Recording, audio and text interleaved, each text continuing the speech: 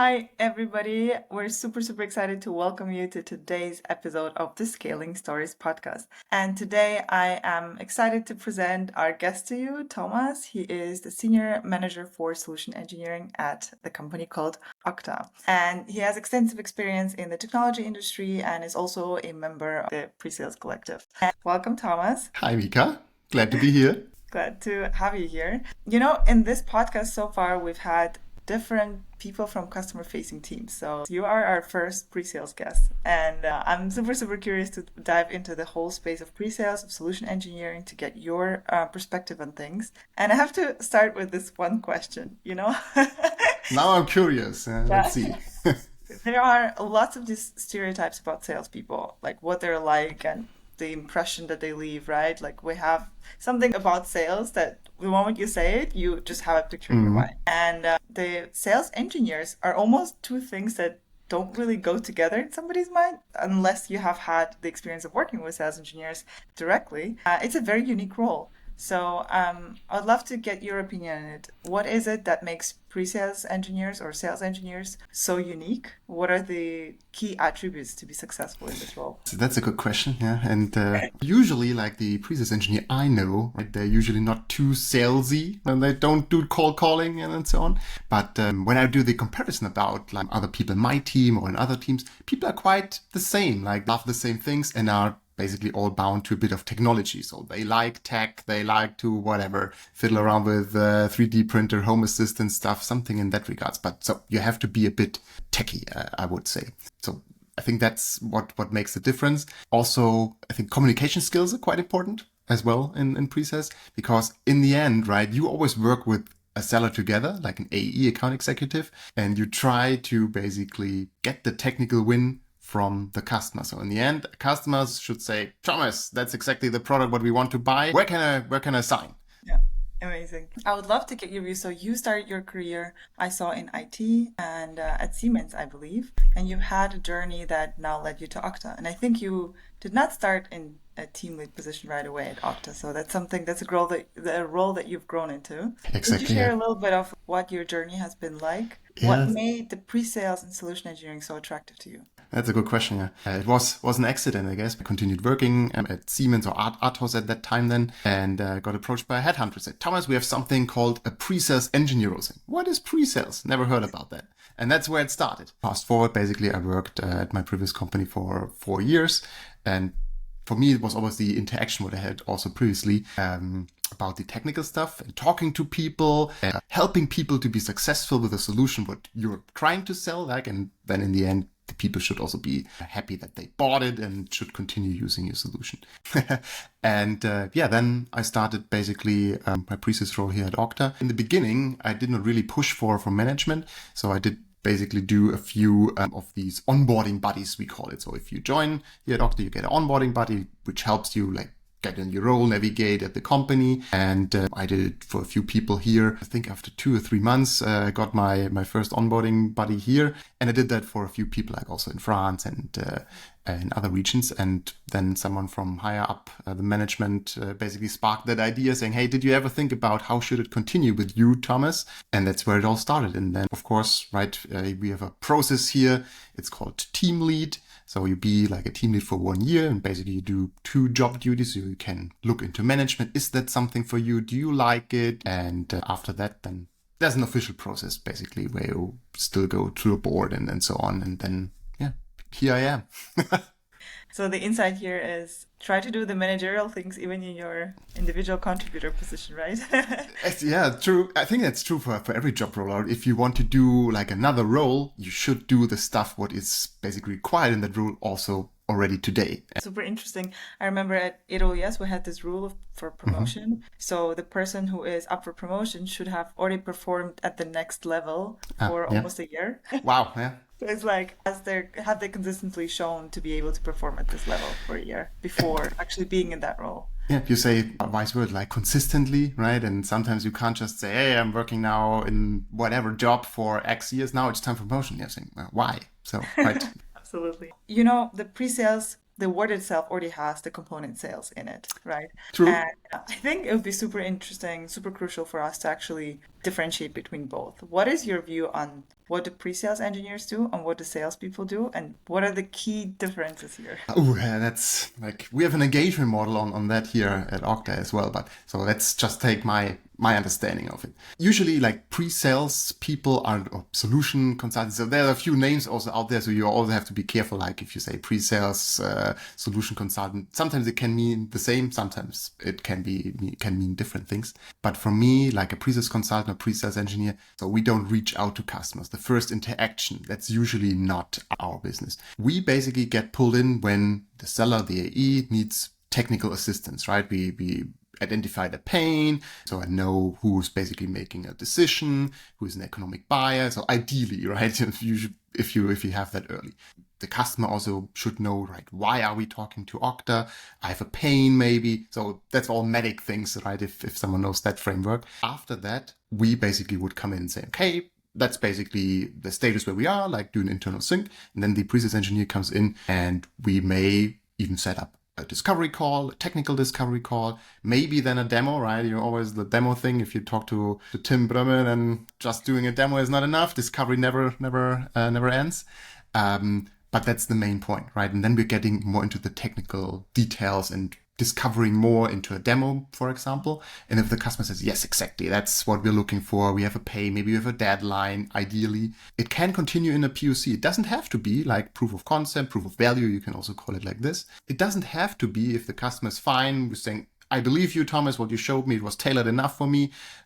We can immediately buy. Cool. So that's what usually a pre-sales engineer does. But we also support like events. We do webinars.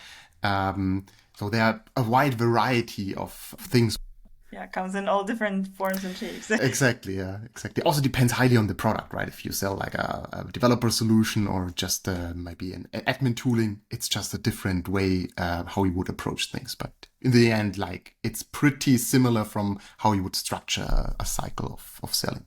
So I guess the insight here is it's a role in the technology industry. So in technology companies, whenever you have some technical components in product companies, you would have pre-sales engineers who are not there to generate demand. So not the first touch points, but to actually, once the lead is qualified, to support that customer in understanding why technologically this is the solution that could perhaps fit their needs. Great summary. Amazing. So we do hear here like differences between sellers and pre-sales engineers. What would you say are the top metrics that pre-sales engineering leaders should be aware of, should actually track? And I know for sellers, everybody knows this is just revenue, right? Like I guess for pre-sales, it gets a little bit trickier. So what is your view on this? It should be a bit trickier, and that's why we're talking, because I talk to a lot of different people also on that topic, and of course. Usually is important as well for us. But sometimes, right, you have to invest a lot of time to basically get your demo ready. You have to invest time to get a POC done. You have to invest time to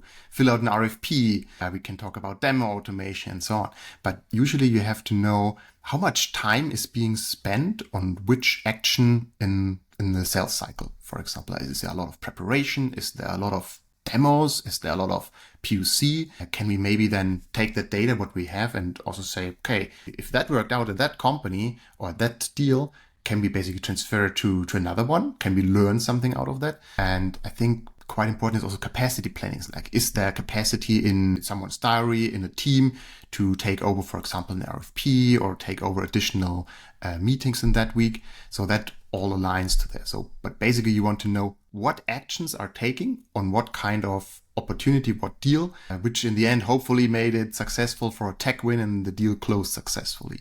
So it's not micromanaging, so that's clearly said that. But sometimes the metrics are just needed, right? Because sometimes, as we discussed before, it's not just, hey, you closed this and that. That's fine. But sometimes there's more to it. Super interesting. I was just actually reading a little bit about it, and I think some people get very allergic when they hear the word measure, especially Yes. anything that gets measured feels right away kind of like being monitored. So I guess there has to be a balance between measuring those the KPIs and actually making sure that people have the autonomy and the ownership to Yeah. drive their own projects. I agree. And right, we're not in consulting where we sell every hour. We have to sell every hour where you have to document everything. It has to make a balance as exactly as you described it here. And in the end, so for me, my goal is it has to be fun, right? If you're not having fun at the job, right, I'm not sure if that's then the right job for me. But of course, we have to balance out things. And only just tracking what did you do.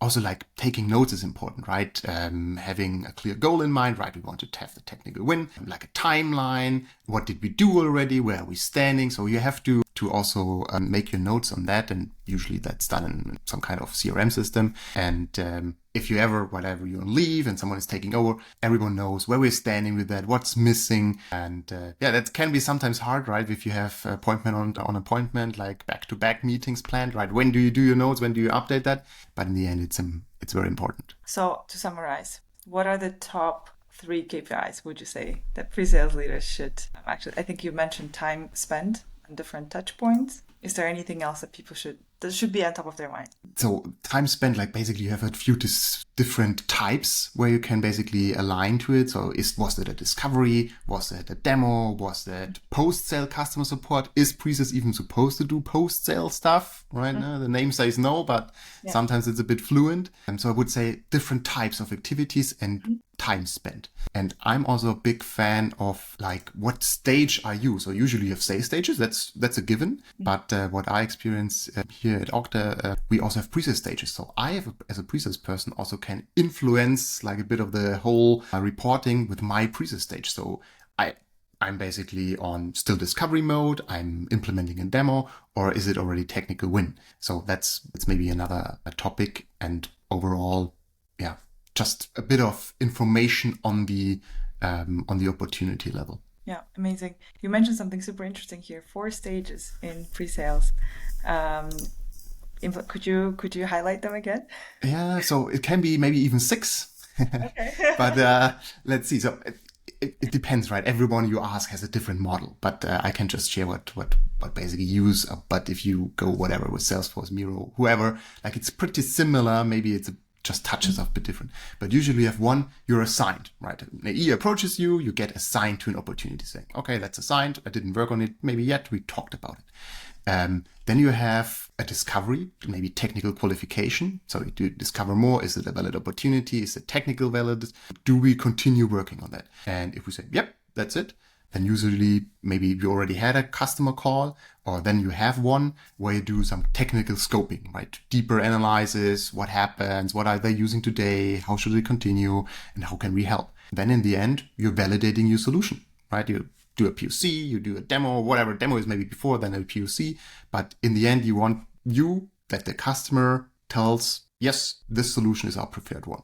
And then you can have like a technical win, or you can have a stage in between, like, oh, there's some stuff to do. So we are on the edge of a technical win, but not yet. So everyone knows it's a stage in between. And then you can also, of course, have a technical loss. All right, no one wants that. Then maybe you can ask yourself, was it not qualified enough, or did we expect anything about a feature which is not there today? Yeah, we have an interesting category of zombies. So that's another category, like there was no traction for a long time. Maybe AEs were switched out. The customer did not respond for 6 months.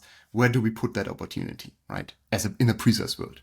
So that's maybe the stages what we use at the moment. Yeah.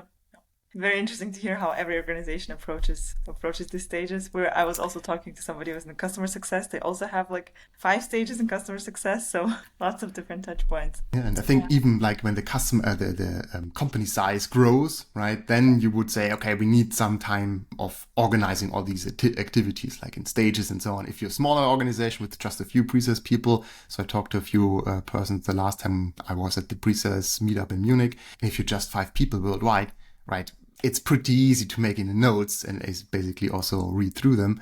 But if you have a few hundreds, then it's getting tricky. Okay, amazing. I'd love to hear a little bit about. So, you mentioned so many different things that people should be aware of, right? How much time is being spent at different stages? So, are we doing enough demo, discovery? Maybe we should spend more time in discovery. There's all these different intricacies that people Mhm. should be aware of. Equally, you also mentioned that some people, a lot of pre-sales engineers actually not only do sales activities, but they also support the marketing team delivering Yep. webinars. So, that's a whole wide range of things. And people have 40 hours a week, Yes. obviously. So how do you navigate this, and how do you keep an overview of Mhm. who gets to do what, and do we have the right balance of marketing and sales activities, and perhaps within sales activities the right stages? Yeah. So I think number one is always like customer ARR, right? Marketing for me is also important, but usually someone approaches me from marketing and would say, hey, we have an event in this and this week, and it's a few weeks or months out. So you have plenty of time to basically do some planning, who would basically like to attend, who's a good person to attend an event, and block that time like previously. And usually you would then just put something in your calendar, block yourself out, and you track it to the marketing event, what you created maybe in your CRM. So that's one thing. All the other things, usually it's done by reporting, right? I know you're working on a great solution, how to track this in your calendar and have great reporting behind that. But we use a CRM system. You have a few different reports, and you can basically check like on an opportunity level or across the org or across certain countries, like how much time is being spent, how much are basically people spending on individual opportunities, and is there maybe someone who is not working at their capacity level? So is there something what we can do about this? But it basically boils down, do you have the right data and the right reporting in the end? And sometimes data quality is, of course, an issue, right? Do people really track their stuff, or is it just a black hole saying, I know you do more, but you're not just tracking it? And yeah, that's, I think, the most important thing, like data quality and have the right reporting. Yeah, absolutely. I know CRM often has this problem, right? Yeah. Are people taking care of? How do you ensure the accuracy and data quality in your team? Is there any best practices that you've gathered over time? I think we talked about that earlier, right? It has to be simple to track stuff, right? Mhm. Sometimes if it's really hard to get your time tracked or do notes basically in the system, do you even do that, right? If it's easy, like you're saying, hey, it goes even in my calendar, or we have a specific tooling to maybe do that, then at least the chance is higher that you get good reporting or good data into the system. But then in the end, right, it's also sometimes in one-on-ones interviewing people and saying, okay, how is your week going, right? What did you do last week? Where are we standing with that opportunity? Is that already updated, right? If I can see there's no update, of course, I have a look into all of the opportunities my team is working on, and I see when has it been last updated. And then sometimes, right, you say, oh, 4 weeks already. Isn't there any update at all? Oh, we talked last week. Saying, oh, please put it in. So sometimes it's up on the manager, on the leader, of course, to inspect, right, and make sure that the data is accurate, right? If you update it and it's up to date, I won't bother you, right? There won't be any Slack messages, nothing. If there's everything in there what I need, that's fine. You won't hear anything about from me. So that's maybe best practice. But yeah, I would be also curious if any one of the listeners or the viewers has any best practices, right? Just make a comment or outreach to us. So that would be highly appreciated. Yeah, the old problem. Yes. Yeah. There's no magic trick behind it, I guess. Yeah, Sadly. yeah. I would be super curious to hear what you think the most important things are for pre-sales engineers as they navigate the sales process. So, do they have to collect some certain touch points or some certain data about their customers that they have to always, like the medic for sellers, right? Is there a comparable framework or something that they absolutely have to document for the technical win to happen, or to even Mm. understand if the technical win is possible? Is there something that is identifiable in the early Yeah. stages of the process? So I think there is. I think every company that I'm not aware of any framework there is already like for presales. We're saying, hey, like Medic, that's for presales only. So Mhm. maybe some techniques, but usually, right, what we always tend to do, you go into the technical stuff too quick. right? Even the seller wants to go into the technical stuff because he don't wants to talk about any challenges in maybe procurement, or wants to ask questions, or maybe don't understand the technical things. So pre-sales come in, and then we of course know the solution and want to be super technical, want to help it, want to show off what we know in a demo and so on. And sometimes we have to be a bit slower, right? Saying, take a step back, ask a few questions, right? Why is always good, right? Why do you want to do this? When? Right? Just understand, be curious about the customer. And in that process, timeline helps, a pain helps, now that's medic again, and USPs, right? If you can say, yeah, why are you as a customer talking to us? So where are we unique?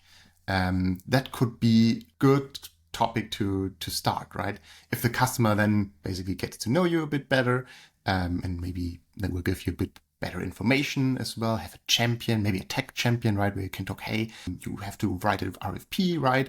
Can I help you in any case, right? You can influence the RFP with your unique selling points. And I think that's quite important. Like discovery is very important. And the points what I mentioned to basically say, why us? Understand a bit why. Usually we just say, oh yeah, it fits. And then you start going and do your demo and do a POC and so on. Never ask yourself about the timeline and the customer problems and why is it only us? Are there only competitors in there? So there's a lot of things, but I think that's not like structured today like a medic framework, I would say. Yeah, amazing.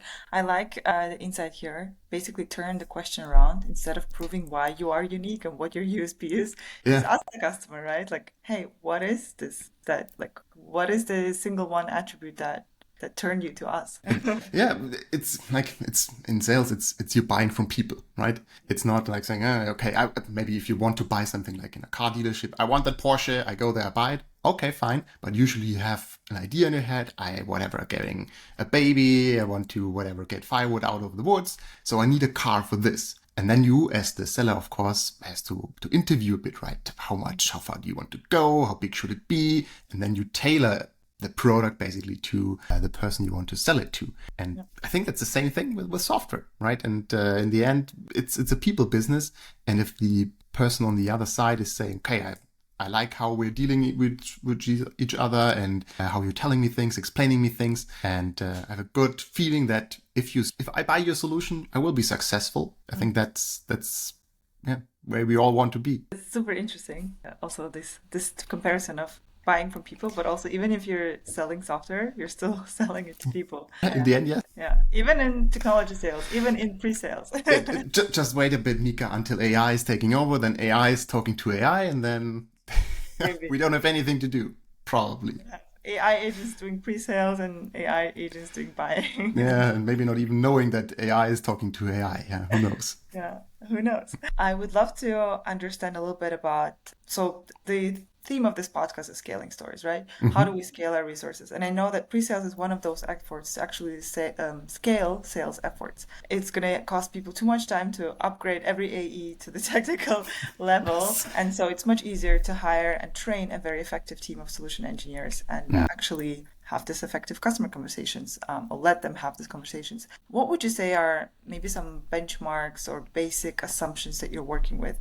For example, I know that there is a ratio for solution engineers versus AEs. So how many pre-sales engineers should there be for this many AEs, for example? How much should we be in the field, so doing sales versus marketing? Is there any basic assumptions or something that you're holding generally as very helpful for sales engineering leaders? Yeah, I think it highly depends also on the complexity of the product, right? Because I talked, for example, with one person and he's working at a product or at a company where the AEs usually demo everything on their own. But it's an HR solution, right? So it's quite easy to understand. It's more about the processes. And you as a sales engineer then just come in when it gets really tricky. So you're more in a specialist role.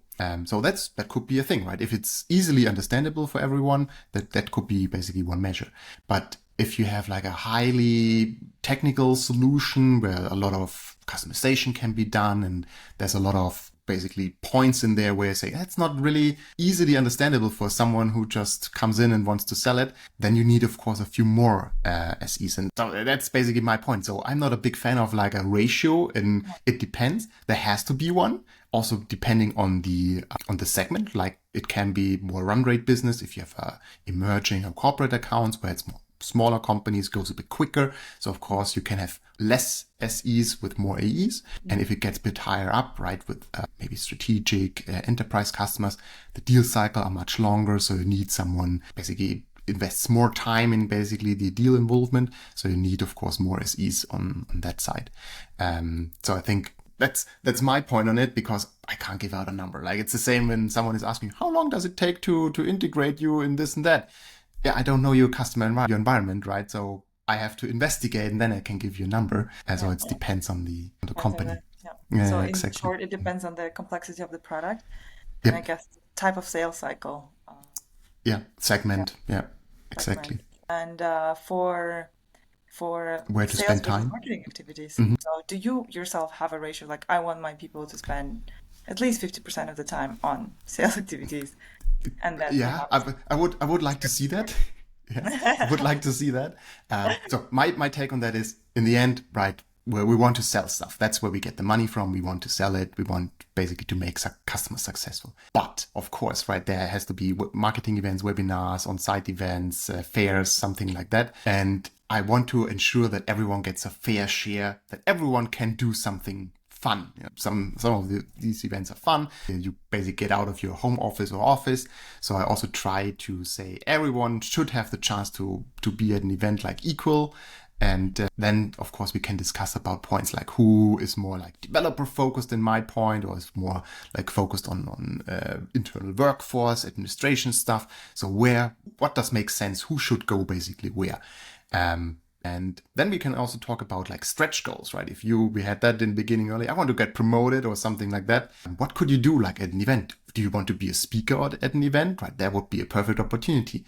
That's not something you would just do like from today until tomorrow. It has to be preparation. We can do like a few dry runs, for example, but I try to move that in as well. But yeah, for me, importance is of course customers, and then of course all the other event like marketing comes. Yeah, yeah. I like that you're highlighting the balance a lot. So balance between marketing, sales activities, balance between fun and being kind of having me time in your home office, right? Yeah, like everyone knows that, right? If you traveled, you're also traveling a lot, right? For work and so on, living abroad. And everyone like in your neighborhood then says, oh, wow, you're already traveling again to whatever, the US and so on. Like, yeah, sometimes I want to stay at home, right? Yeah. But you have to be in that position to experience that, to say, okay, it was exhausting. It was fun. It was exhausting, but I would like to do some proper work now at home at my screen. So for me, it's all about the balance. And also ask your people, right? Ask your team, what do you want to do? If you're fine working on an RFP for 3 weeks, hey, cool. That's good. If you're having fun with that, I wouldn't be the person like working on an RFP for 3 weeks. But if you talk, you can basically rule a lot of things out already and make it a success. Amazing. We talked quite a bit about why balancing things is important, how you are currently tracking, how you're navigating the team to track. And then I would love to hear about the outcome of all of this tracking and reporting for you as a leader. Have you ever changed the course of action based on what you learned? Have you ever made a decision based on something that you saw, how people log their activities? Anything interesting that you Yeah, learned that you decided to change? that's a very good question. So, at the moment, we were in a position where we had like the tracking of activities was or is maybe not the smoothest, I would say. It's okay, but it's not very smooth. So I could basically see in my team that the activity tracking goes down. So I know people are busy, but I can't see it in the system. That's a bit strange. Like we're back at the data quality thing. So I have a great team, like a few developers in there. And so we did basically start our own activity tracker, right? We just built a bit of custom code and basically tailored a solution to us where it says, oh, it's pretty simple to track this in the ABC. And that made things a bit easier. And you can now immediately see it's getting tracked more. So we made a few changes in that process and also a good filter, right, to track what is being basically attached to the new activity tracker, what we have. And that's basically bringing a bit of success in there for the activity tracking.